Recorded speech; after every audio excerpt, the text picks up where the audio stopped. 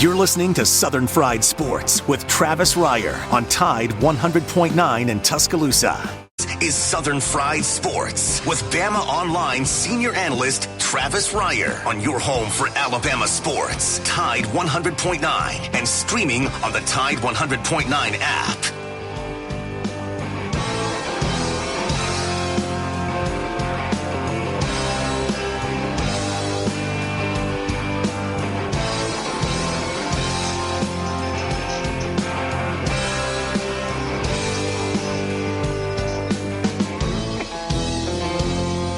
Make it through this year, I think I'm gonna put this bottle down. I guess as time goes on, I'll grow to miss it less than I will now. And I think I'm gonna tell her that I'm gonna go away for a while,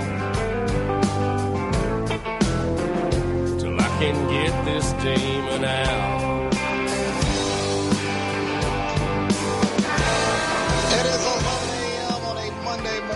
Time once again for Southern Fried Sports on your home for University of Alabama Athletics, Tide 100.9 FM. Travis Reier, senior analyst for BamaOnline.com, with you each and every weekday morning from 11 a.m. until noon. The show, as always, brought to you by Peterbrook Chocolatier out there at 1530 McFarland Boulevard North in the Indian Hills section of Tuscaloosa. Be sure to get by there. Take care of that case of the Mondays. You need a little juice? How about some of those dark chocolate espresso beans right there at Peterbrook Chocolatier? They got a lot of great stuff to take care of you. Again, you got Mother's Day coming up here in just a couple weekends, so you always want to take great care of Mama.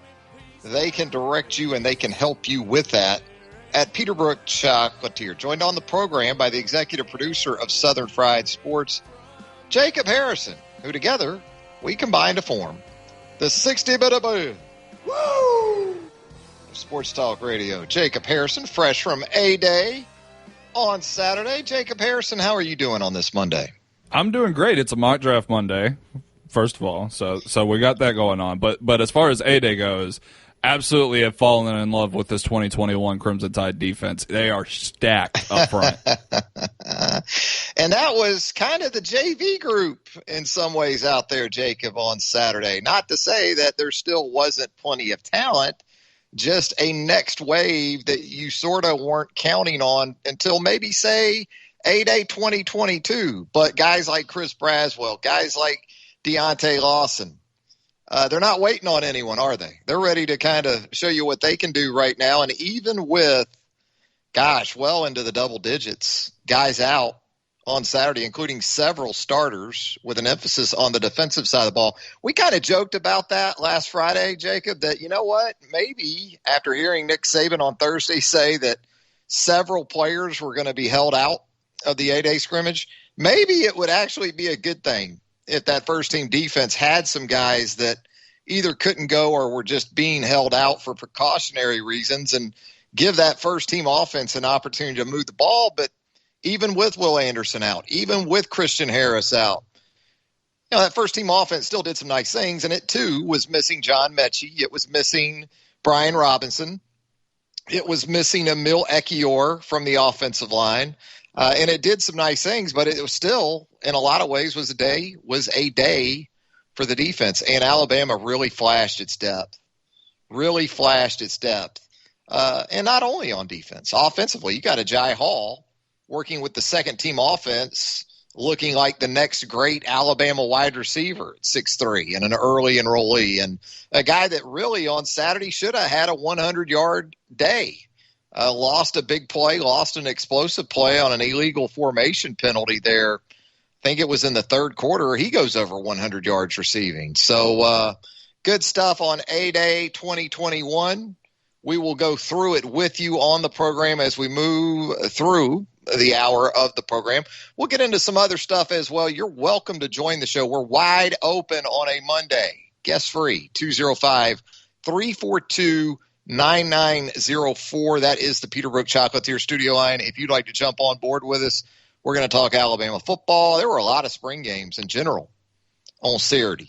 and certainly with an emphasis on the Southeastern Conference and the ensuing hype, the ensuing buzz. I'm going to give you an idea of maybe who there's a little too much hype surrounding coming out of spring ball 2021, and maybe a team or two that we aren't loving up enough. Maybe because there's so many distractions around a particular program involving Title IX, involving sexual harassment allegations, involving potential NCAA sanctions at some point down the road. Well, we already know there's been a self-imposed bowl ban for one particular football program in the Southeastern Conference from last season. So we'll get into some of that as well. We'll also recap the weekend that was on the diamonds at the University of Alabama. Man, how about that Alabama-Auburn baseball series? Every game, each of those three hotly contested at the Joe. Ultimately, the Crimson Tide pulls out a series victory over the rival Tigers. Walk-off fashion in both those wins for Brad Bohannon's club, which now winners of, 5 of 6 in SEC play, going back to the sweep of Texas A&M the previous weekend out in College Station. Follow that up with a series win over Auburn. That's 5 of 6 the last 2 weekends. Alabama now sits at 7 and 8 in Southeastern Conference play. The math doesn't come easy for your trusty host here. 7 and 8, and looking at a series coming up this weekend at Kentucky with a 7 and 8 Wildcats club. So a pretty important matchup on the road. They're all important in the SEC. Don't kid yourself. And really a weekend within the league from a baseball perspective, it had super regional feel to it around the SEC. Not to detract from what the series meant to Alabama in Tuscaloosa, but boy, you look at what Tennessee and Vandy had going on up in Knoxville.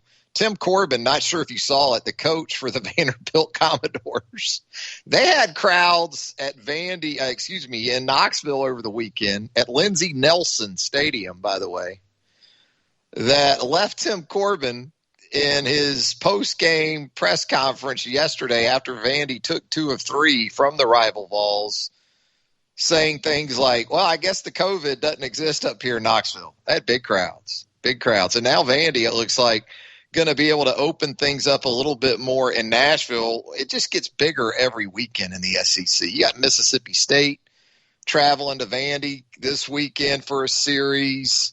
It's just a lot of fun, the baseball. Softball, Alabama drops 2 of 3 to the rival Florida Gators. And yeah, that's right. It is the rival Florida Gators, because when you talk about SEC softball, there's 2 programs, 2 premier programs that year in and year out are in the mix for a national championship, and that is Florida and Alabama. Alabama working at a deficit throughout the weekend. No Lexi Kilfoyle, and that hurts Alabama a couple different ways.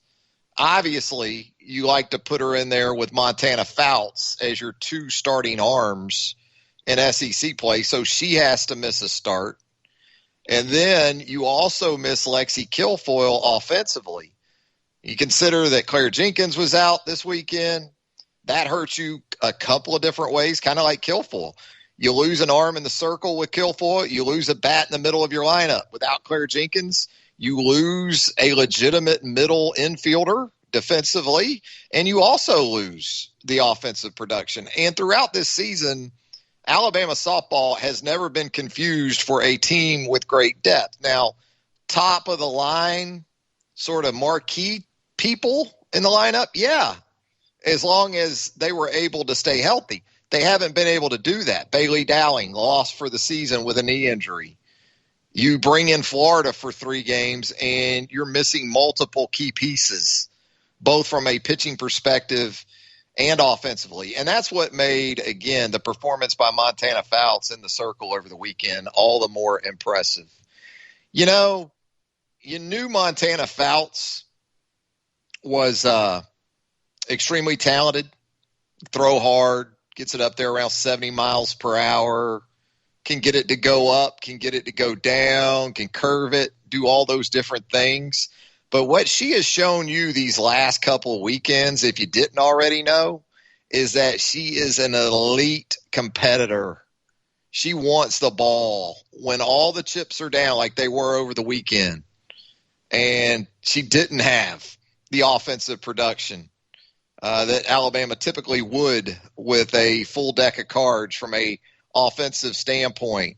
She didn't have the best that she could have defensively behind her, right up the middle of that defense because of injuries. But she just keeps her head down and keeps grinding. And she's talented, no doubt about it. And she just thrives in that situation. So it's tough for Alabama softball right now with the injuries and the absences. But one thing you do know, as long as you got Fouts with the ball twice in a weekend, you got a chance. 205-342-9904. It is also a winners and losers Monday. It is a Monday for mock drafts, as Jacob Harrison alluded to early in the program. We will ask Jacob Harrison for his mock of the day. How does that sound, Jacob? Do you have a mock of the day that you can sort of present to us as we move throughout the show? I'd love to hear that from you as we get closer. Just a couple weekends away now. Just a couple weekends away from the 2021 NFL Draft. And Mac Jones, for a multitude of reasons, continues to be a lightning rod of discussion. Some you like, some probably not so much. But there he is, stirring the drink from a conversation perspective. Mac Jones, a year ago, you didn't think that would be the case, did you? We're going to head to our first break. When we come back, more Alabama spring game talk when Southern Fried Sports returns, presented by Peterbrook Chocolatier, right here on Tide 100.9 FM, right after this.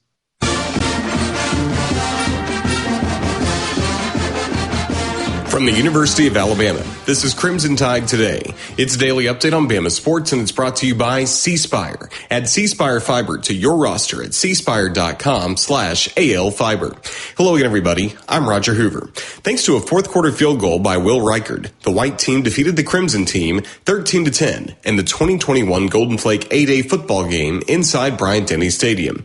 A total of 47,218 fans were in attendance for the Crimson Tide's final spring session of the season.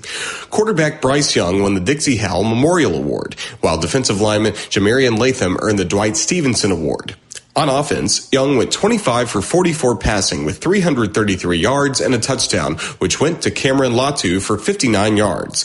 Trayshawn Holden was the leading receiver, finishing with 9 catches for 89 yards. DeMarco Helms led the defense with 12 tackles, 1 forced fumble, and a pass breakup, while Jalen Moody recovered a fumble and scored for the Crimson team. I'll have more in a moment. Bad internet is bad for business. We've all been there.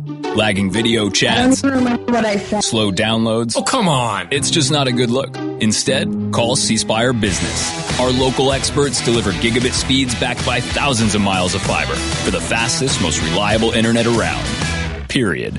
No excuses, no apologies. Just fiber-fast internet that works. C Spire Business. See how our fiber solutions can help power your success at cspirebusiness.com.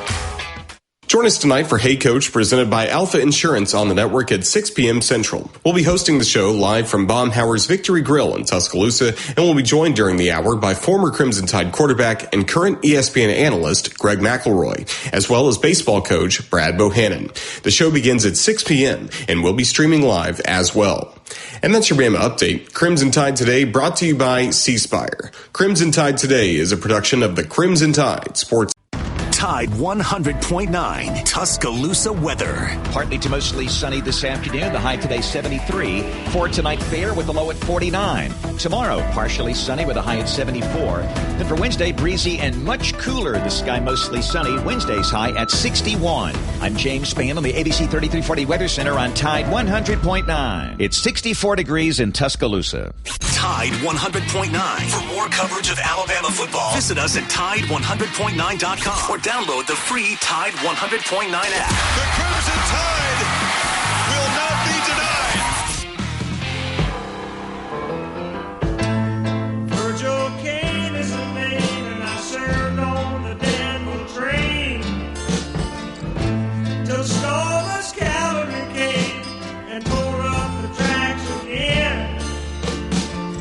In the winter of 65, we were hungry, just barely alive. By May the 10th, Richmond had fell. It's a time I remember oh so well.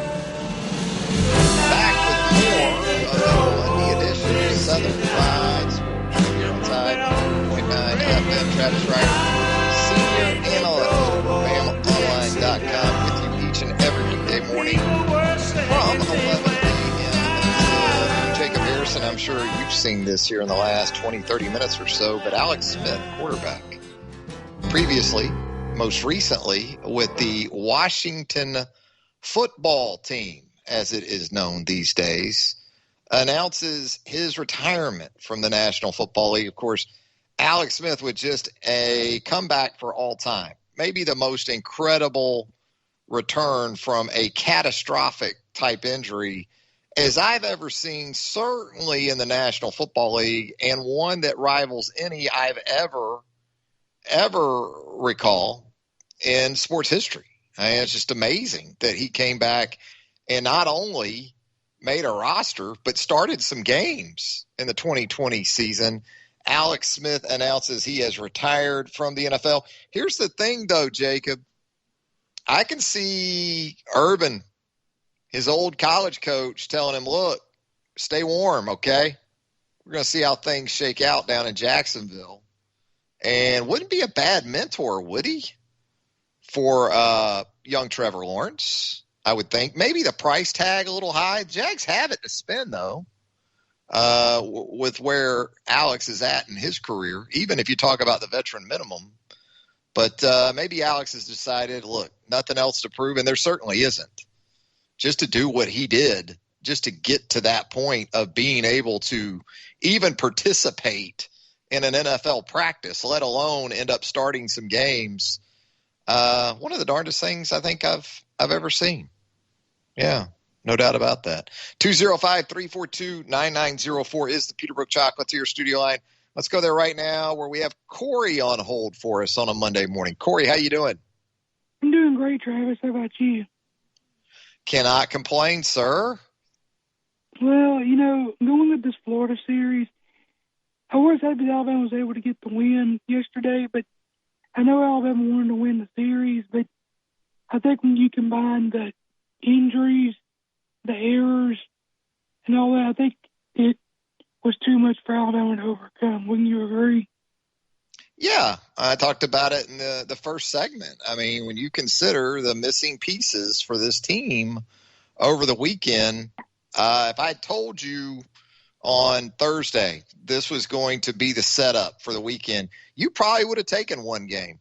You would have said one game is I'll take that because it's just, again, not a team deep with SEC caliber starters right now. That's not to say some of the folks, especially some of the younger players that are being put in that spot right now, in a year or two may not prove to be of that caliber. It's just that you're asking a lot, not only in terms of offensively, but when you're asking a reserve third baseman to play shortstop in the Southeastern Conference, that's tough, Corey, as you know. And so, I wasn't surprised by some of those struggles. Again, give Montana Fouts a lot of credit. She seemed to thrive under it. She seemed to embrace the adversity that she knew her team was dealing with. And I thought yesterday was big, if nothing else, for national seeding, Corey, when you talk about that top 8 potentially. And you didn't need to get swept. To get a game, I think, still keeps you in pretty good shape there, I would think. So you think Alabama can still make it to Oklahoma City with the way the team is and shape-wise? Right now, this team, I think it'll be tough. I think that, again, as I said earlier, as long as you got Montana with the ball in a 3-game scenario and she gets it twice and can maybe close in a third game, you still have a chance. But it's incredibly tougher right now. What they have to become and what they've become more and more, especially since Dowling went out, is a team that's got to put the ball in play, and utilize the speed. Got to utilize Mack. Got to utilize Brown. KB Sides. Tao can run pretty well. They've got to be able to take extra bases and steal some extra outs offensively, because they're just not – they're not the power team that they've had in some instances in the past. And, with Kilfoyle out, especially over the weekend, and Dowling out, once you get beyond Hemphill and Tao, it's not a team that's going to knock down a lot of fences, right? Do we even know what Kilfoyle's injury really was? I haven't heard for sure. And Murph typically doesn't go in depth on those situations in terms of press opportunities. So I'm not sure exactly what's going on with Kilfoyle. As far as moving forward, I think third place in the conference is probably the best we'll probably go, is because Florida won the series over us, and Arkansas is probably going to run away with the top spot. And then I think if we can take two, as far as from the conference spot, take 2 out of 3 from Georgia, maybe sweep Ole Miss if we can, or at least take 2 out of 3 from Ole Miss. And then, this week we got Southern Miss, we should beat them, and then maybe split with Louisiana, and then go into the SEC tournament and do well there. We can get a top 8 seed, but it's all going to come down with these last 8 games of how you perform. And Alabama's got a lot of quality wins under the belt. It's just, can we not lose any more players, and can we find a way to manufacture runs as best we can and not make defensive mistakes with who we have left? Yeah, the concern I had for Alabama really before all these more recent absences was, could they avoid giving away extra bases and extra outs defensively more so than offensively? But now you do have to worry offensively too, because with each of these players that goes out, it gives you less and less of an ability to protect hitters like Bailey Hemphill. You can, if you're an opposing pitcher now, especially with each of these players going out of the lineup, you're going to be even more willing to just pitch around her and put her on base and, not give her opportunities to swing the bat like she would like. And I think for what she's done this year offensively, considering she's had to catch this season, she's just continued to be amazing. Hey, Corey, we appreciate the phone call, my friend. Good to talk to you, Travis. Roll Tide. There he goes, Corey checking in on a Monday morning. Let's go back to the Peterbrook Chocolatier studio line right now, where we have Jeff waiting for us, I believe. Jeff, how you doing? What's going on, Travis? Hanging in there, my man. Just wanted to say, if you had Rachel Lawson in your SEC fantasy softball ejection league, you'd have won this weekend. Murphy and Lawson now tied for the league lead in ejection. She got ejected tied for the league. Jeff, we appreciate you keeping track of that. The softball coach ejections for us. Yeah, they committed 5 errors on Saturday and played terrible. They hadn't played good since they took 2 out of 3 from Alabama, and they're not hitting right now. And the guy that covers them in Lexington said it was building up. They hadn't played good the last few weeks, and he just building. And there was a call in the game. It was a foul tip, and the umpire wouldn't go out and to ask for help, so he just called strike 3 and kind of set her blow her stack. But I just wanted to ask you one quick thing about football and crew. Kentucky had a big weekend this weekend. They got the Wade twins out of Spring Hill in my neck of the woods up here, quarterback and linebacker that won the state championship. They also got a kid Goodwin. I know, I'm talking about kid in Indiana. Offensive lineman, offensive tackle, right? Yeah, we offered him in 7th grade. He was 400 pounds at the time, over 400 pounds. He lost all his weight, had a trainer, got down to 300 pounds. He's the number 2 player in Indiana, and he beat out Ohio State, Clemson, and Alabama. It's the 2nd year in a row they beat out a lineman from those 3 schools. Yaga Burton, Mr. Football in Kentucky, also committed to Kentucky. So I just wanted to ask you, I know people around the SEC don't think Mark Stevens is a very good coach, and that's okay. He doesn't get any respect. It's okay. It's all right with being Kentucky fans.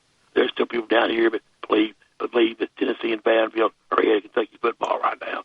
So matter because no matter what Stoops does, he gets no respect. You know, like you said, all he's got to do is win football games, go to bowl games. He ain't got to do nothing else. You know, so it's just like in Alabama basketball. All you got to do is go to the NCAA tournament. He ain't got to do nothing else. Just like that. So, you know, so I know he's not very good, and I know our recruiting's not very good right now. We just got 3 big commitments, and I know the good ones he probably wasn't good enough for Alabama. You think so? He probably wasn't good enough. No, I think Keontae Goodwin was good enough for a lot of people. And when you look at I just didn't know. He's legit. He's a legit offensive lineman. And I'm sure Yager Bird wasn't good enough either because he picked Kentucky too. I'm sure he wasn't good enough for Alabama either. And he picked himself and everything.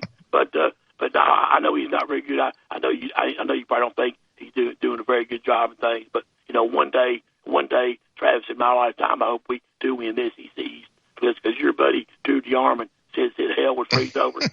when it happens, I'm gonna call him up and I'm gonna ask him what the forecast for hell is, what the temperature is for that week, and the weather forecast for hell when they do it. When they do win this, you fired up for the Derby here in a couple weekends? No, I follow horse racing. I don't follow it very much. I watch it, but I don't really follow it. You know, too often because I know it's going to be a big deal this year. It's going to be a lot more fans and things like that. So it's going to be good for the state of Kentucky. But also volleyball last night. West Kentucky played Kentucky in the NCAA tournament, and Kentucky won. Everyone went away with the Final Four in that. So we had a pretty good weekend athletically, but I know football will never match up to, of course, we'll never match up to Alabama in football or maybe Georgia and Florida, but, you know, one day, hopefully, we can win the SEC East and at least get to Atlanta. One guy down here don't think we'll ever do it, so, you know, but one day maybe we'll win it, and I'm going to ask Drew DeArmond what the weather forecast for hell is for the next 2 weeks when they do win it. I'm going to see what temperature's going to be, the high and low temperatures. I'm going to ask if hell is frozen over yet. Because hell will freeze over when Alabama makes the Final Four in basketball and wins the national championship. Because right now, Auburn has 1 Final Four and Alabama has 0. So I know Alabama fans don't like that. And I don't know. It looks like Drew might be an Auburn fan. He talks about it all the time on his show. So I don't know. He must wear red. And I heard in Alabama you have to be one or the other. Is that true?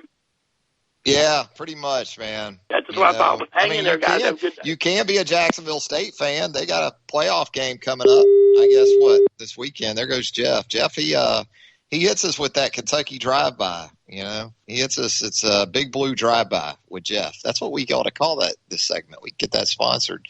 Nah, man. Mark Stoops got right now a top 10-ish recruiting class for 2022 coming off that big weekend, and Keontae Goodwin is a big part of that. From the weekend, the big offensive lineman, a top 100. I call that area up there Kentucky, Indiana, Ohio, Pennsylvania, where Stoops is, you know, trying to do a lot of his big. I call it Stoopsvania instead of Pennsylvania, Ohio. I mean, that's Stoops' backyard up there, especially with the roots there in Ohio, I guess. Hey, let's go back to the Peterbrook Chocolatier studio line right now at 205-342-9904. I believe we have Tom on hold on a Monday morning. Tom, how are you? Trav, how's it going, my friend? It's going good, Tom. Hope you're well. Big Blue drive-by. I like it. The Big Blue drive-by. We got it now, man. We just got to come up with a sponsor I like for that. I really like it. The title. Jeff brings it. Yeah. Jeff's all right. Yeah, man. I tell you what, I got a question for you. It's been kind of a thing for me this year with a softball team. And I didn't get to ask Karen Johns this, but, you know, I wonder, do we suffer on that team? This is a question, not an opinion. Do we suffer that we don't have a, hitting coach per se on our team? I noticed that others have that position on their staff. And I just wonder, do we suffer a little bit as far as run production by not having a bona fide hitting coach? You know, I think it's a fair question. I think it also goes back to not having that extra assistant that we've talked about even in the last week or so for, say, like baseball and softball, where they could really use that third full-time assistant. And so I think there are some cases where that can be an issue. Now, I think also if you recruit great hitters and they kind of live up to that, then no one really wants to talk about a hitting coach. But when you don't sort of meet that standard, or you have some injuries like this team has had, and you're coming up short from that perspective, that's when the hitting coach narrative sort of becomes very popular. And so I think for Alabama right now, it's more about what they've got to work with from a lineup perspective. It was a situation where when Skylar Wallace left, especially, before the season, you were down a big bat. And so then you get into a situation where, Alexi Kilfoyle needs to be more of a two-way player for you, not just a pitcher, but a big part of the middle of your lineup. And she's out this past weekend. Claire Jenkins is out. So, they've had some issues with health throughout the season, Bailey Dowling being out for the year. They just aren't in a position right now roster-wise where they can plug and play with a really comparable option when they lose one of their top 7 or 8 bats. So it's a tough spot, and I personally don't buy as much into the hitting coach perspective, because when it comes to fast pitch softball, I've had the benefit in a previous – now, look, this was 25, 30 years ago, okay? I actually played a good bit of fast pitch softball and played enough where I went against guys from New Zealand, Canada, Australia, guys that could throw it upper 70s from 46 feet. And my experience with hitting in fast pitch softball was – and Pops played forever, when I was young and growing up – was there's really 3 things to hitting in fast pitch softball. You get in, you spread out because you don't have time to do much with, your lower body. It's so quick. You spread out, you look at one thing on the pitcher. You look at the ball side hip, because no matter what a pitcher does pre-pitch, the ball has to come from that hip. So you don't look at anything else except the right or left hip. And then to have success, you've got to be willing to think more about hitting the ball the opposite field. You can't go up there thinking you're going to pull the ball much, because first of all, the velocity and the quick nature of the pitch, it doesn't afford you that. And so it's tough to do. It's tough to hit the ball in fast pitch softball, but in terms of your approach, it really comes down to just a couple of 3 things. And, that's what I see with Alabama hitters right now. And especially when you're asking players to give you more at bats in SEC play than you would prefer, maybe they're a little anxious. Maybe they're, just trying to do too much. But the best hitters like Bailey Hemphill yesterday, there was a ball down and away from her. She took the ball to right field for a double. That was just a good approach. And I'm sure Murph and Allie and that staff, they're reinforcing this every day. It's just, I think for me anyway, right now for Alabama softball, it's more about what they got to work with in their lineup. So, but I have no doubt that if they could get that extra full-time assistant in both baseball and softball, it could make a big difference. I have no doubt about that. And I know Murph and other coaches in the SEC and the Power Fives that really put emphasis on sports like baseball and softball. They push for it hard. They just haven't been able to get it through to this point. So that position is not open. Well, it could be, but here's the thing. Like when you've got Murph's staff, the way he's got it set, he's got Allie that has been with him forever. Allie is tremendous in terms of recruiting, in terms of fostering the team dynamic that Murph wants and any coach would want. Murph has a background in hitting. I can tell you that. Murph knows hitting. And so that's not an issue for Murph. And then, of course, Stephanie Van Brakel Prothro handles the pitching. Does good. So, yeah. Well, all of them do good. I didn't realize that they were limited to the number. They're of staff. limited to. Yeah, the staff, and I'm not advocating getting rid of anybody to get a head coach or anything like that. My curiosity sometimes, I just wonder if we would benefit from a hitting coach, and I think your answer is yes, if we could, had the opening. Yeah, we talked about this a week or so ago, how in basketball you have 13, 14 players on a roster, but you have 3 full-time assistants to go along with the head coach. In softball and baseball, you could have a roster 30, 40 players, and you've got 2 full-time assistants to go with the head coach, So the numbers there tell you the disparity that you're working with right now in sports like baseball and softball. Hey, Tom, we got to get to this break. Hey, thanks, Trav. I appreciate it. Enjoyed it. Hey, thank you. Thanks for the call, Tom. We always appreciate hearing from you. Going to step aside to a quick break. We come back, more of a Monday edition of Southern Fried Sports right here on Tide 100.9 FM right after this. You're listening to Southern Fried Sports with BamaOnline.com senior analyst Travis Reier on your home for Alabama sports. Tide 100.9 and streaming on the Tide 100.9 app.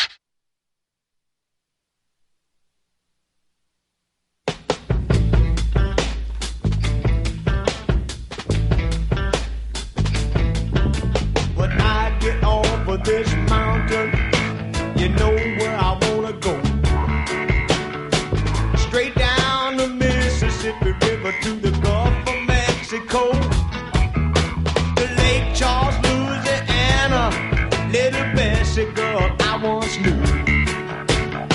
And she told me just to come on by if there's anything that she could do.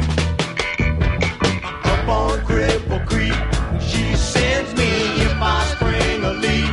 She mends me, I don't have to speak, as she defends me. A drunken stream if I ever did see one. And we're back with more of a Monday edition of Southern Fried Sports right here on Tide 100.9 FM. Travis Reier, senior analyst for BamaOnline.com. Optimism aplenty coming out of SEC spring games over the weekend, right? Auburn, Tank Bigsby doing Tank Bigsby things. I think LSU, though, maybe if it's possible for LSU to be under the radar, maybe the most under the radar team right now in the SEC. And not so much because people don't understand or realize how talented that roster still is, but because of all the other stuff that's going on right now, that's swirling, that is hovering above not only that football team, but that athletic department in general. But don't be fooled, man. That's a team with a lot of dudes still. Both lines of scrimmage look to be really good. Bring back all 5 offensive line starters from a year ago. Defensively, benefiting from some super senior returns and also a true freshman that is grabbing headlines along that defensive front. That LSU defense needs a couple of playmakers, more so in the middle, at defensive tackle, interior defensive line, and then at the linebacker position, especially with Jabril Cox, the grad transfer who came in from North Dakota State, moving on to the National Football League. But they've got plenty still down there from a talent perspective. And Miles Brennan coming back from injury at quarterback to compete with Max Johnson there. Kayshon Boutte at wide receiver. Ty Davis-Price, John Emery Jr. at running back. Man, they got plenty of guys. Corner Eli Ricks, Derek Stingley Jr. They're still plenty good enough terms of talent to challenge, not only in the SEC West, but in the conference in general and even on the national scene. Jontre Kirkland added to that optimism over the weekend. 16 catches, 209, and 2 TDs. So there you go. LSU. You're going to hear again. You're going to hear so much about Georgia, and you're going to hear a lot about Alabama still. Alabama showed you on Saturday. Here's the thing about Saturday that struck me for Alabama. How many teams in college football at the Power 5 level, not just in general, not just sort of group of 5 fodder or non-conference fodder, but Power 5 legitimate programs, would you still take Alabama over with the roster it had available on Saturday? With everybody that was out after what you saw, how many teams at the Power 5 level would you like their chances to beat Alabama with just the roster Alabama put out there Saturday? Probably can't count them on more on a hand, a single hand, 2 or 3 maybe. And that was without Christian Harris, Will Anderson, Emil Ekiyor, John Mechie, Brian Robinson, Malachi Moore. Just go down the list. Fedarian Mathis. A lot of guys out, and very, very impressive still. I thought anyway, when you consider the depth there that Alabama put on display in the 2021 A-Day game. Really like the versatility of the backs too, because you wonder about the passing game with the backs, with Najee Harris moving on the NFL, and Jace McClellan and Roydell Williams. Good spring for Roydell Williams, right? Both those guys, strong springs, and showed you they can catch it. You had tight ends and running backs Saturday on both teams combined for 271 receiving yards. Jalil Billingsley, Cameron Latu. Good day. Good day to be a running back and a tight end on Saturday at Alabama. Let's head back to the Peterbrook Chocolatier studio line right now. Check in with JR on a Monday. JR, how you doing? Hey, good morning. How you doing, Travis? Good, sir. You spiked my interest a little when you mentioned something about LSU, and they still, are pretty not totally intact, but still got a lot of good players. And I was just wondering, have they had a lot of people like in the portal? Because all the stuff swirling around LSU, you'd think they would have, maybe considered going somewhere else. Well, they had Eric Gilbert, the standout freshman tight end that actually had gone into the portal and announced that he was headed to Florida. He's since reversed course on that, and now there seems to be a pretty strong feeling that he will end up back at LSU. So, yeah, really. You add Eric Gilbert to that list of talent that I outlined there just a few moments ago, and that's another reason to feel good about LSU if, in fact, he does return to LSU and his eligibility status remains unchanged. Well, something I'm not totally familiar with is the portal and all the details about it. Is there a time frame that you can be in the portal, or can you just do it anytime? I think you can. The portal is kind of like. The portal is kind of like Waffle House, 24/7, 365, JR. Anytime. All right. Get smothered, covered, and covered. You can do it. Yeah. Okay. You can do it in the transfer portal. I think that yellow glow, just like the one at the Waffle House, is always nice and welcoming there in the old transfer portal. Yeah. Well, that's funny. Well, I was wondering about that because I said, heard a lot about it, but not everything about it. And that was one thing that was kind of questioning me. And also I was wondering, why LSU hadn't had more people in the portal. It was just kind of curious to me. I guess they do have something. They've had opt-outs. They had that impacted them, obviously, for 2020. Tyler Shelvin, the big defensive lineman, Jamar Chase opted out towards the end of the season. Terrace Marshall that was Jr. just because shut of COVID, it down. right? Yeah, that was some COVID stuff. But no, in terms of just your typical transfer portal sort of movement. They haven't been especially hit by it. It was amazing to me that they were able to hold it intact that much. Mm-hmm. Well, anyway, appreciate it, Travis. You answered my primary question. I will mention quickly that I went to the A-Day game, and I enjoyed it. It was it was very, very well played. I was impressed with a lot of things that I saw. I even was impressed with Saban. I just feel like he ought to have on a helmet and some pads. Yeah, he was kind of like it was kind of like a 3-ring circus in a good way, and he was the maestro of the whole thing, out there. He was he was the host, and he did a fun job of it. You go back and watch the broadcast on ESPN. That was really good stuff with Herb Street and Galloway down on the field. They had fun with it too, didn't they? Yeah, it was a lot of fun, no doubt.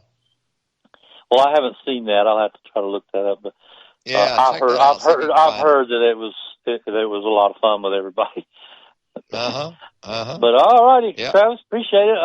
So Monday morning, maybe I'll get in another call this week with you. Let's do it. All right, JR. Appreciate it as always. There he goes, JR, on a Monday morning. We're going to head to our final break. When we come back, we'll put a wrap on a Monday edition of Southern Fried Sports right here on Tide 100.9 FM right after this. Tide 100.9 Tuscaloosa weather. Partly to mostly sunny this afternoon. The high today 73. For tonight, fair with the low at 49. Tomorrow, partially sunny with a high at 74. Then for Wednesday, breezy and much cooler. The sky mostly sunny. Wednesday's high at 61. I'm James Spann on the ABC 3340 Weather Center on Tide 100.9. It's 65 degrees in Tuscaloosa. The flagship station for Alabama Crimson Tide football. Alabama touchdown. Only on Tide 100.9 and streaming on the Tide 100.9 app.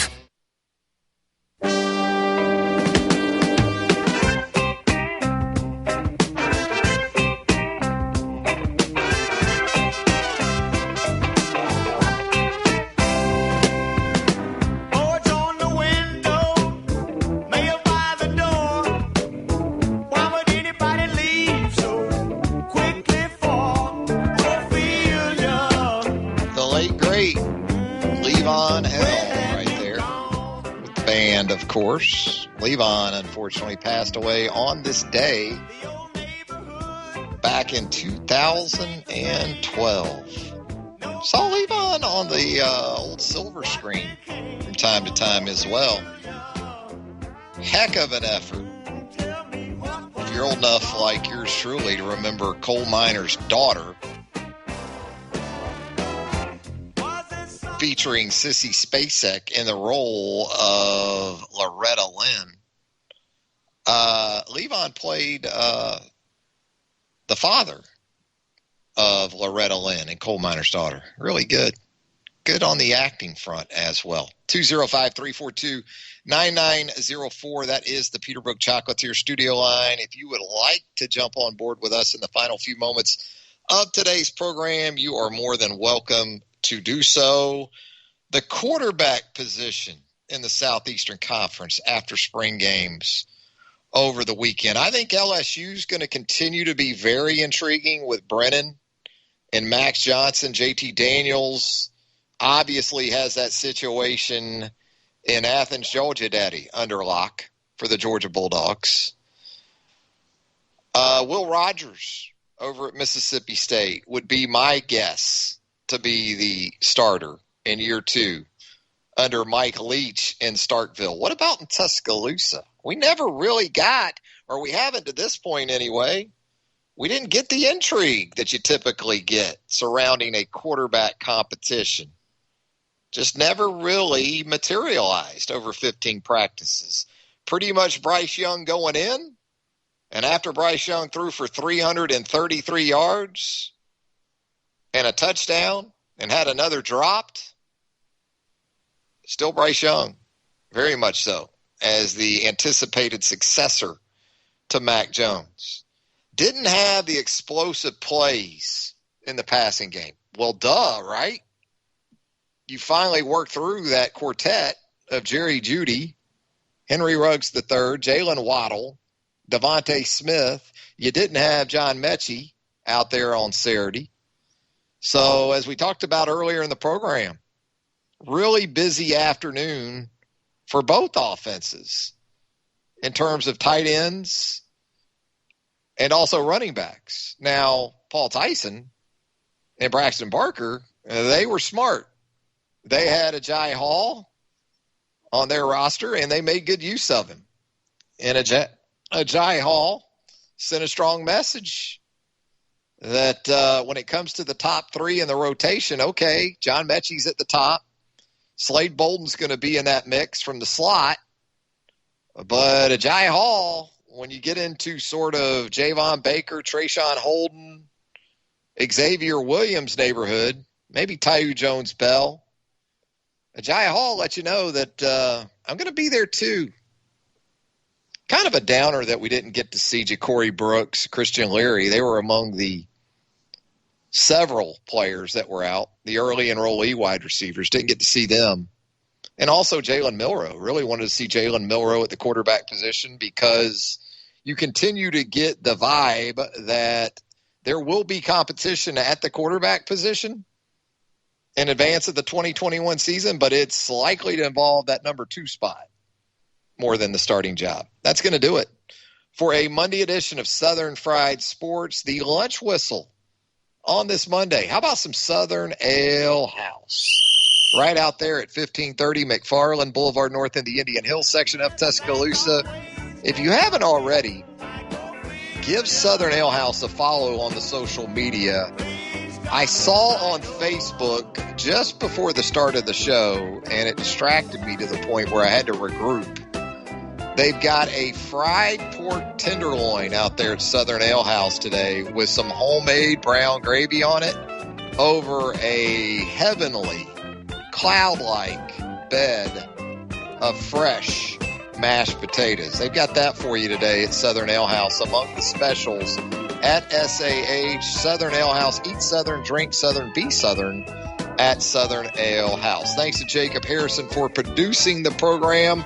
And until 11 a.m. on Tuesday, have a great rest of your Monday, everybody.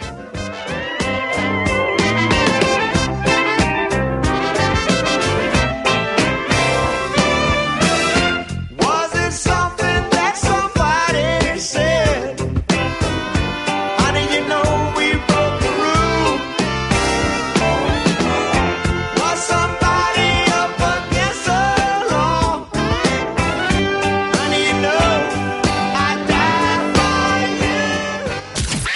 for you? When you think about businesses that are selling through the roof, like Aloe or Allbirds or Skims, sure, you think about a great product, a cool brand, and brilliant marketing. But an often overlooked secret is actually the businesses behind the business, making selling simple. For millions of businesses, that business is Shopify. Nobody does selling better than Shopify, home of the #1 checkout on the planet. And the not-so-secret secret? With Shop Pay that boosts conversions up to 50%, meaning way less carts going abandoned and way more sales going.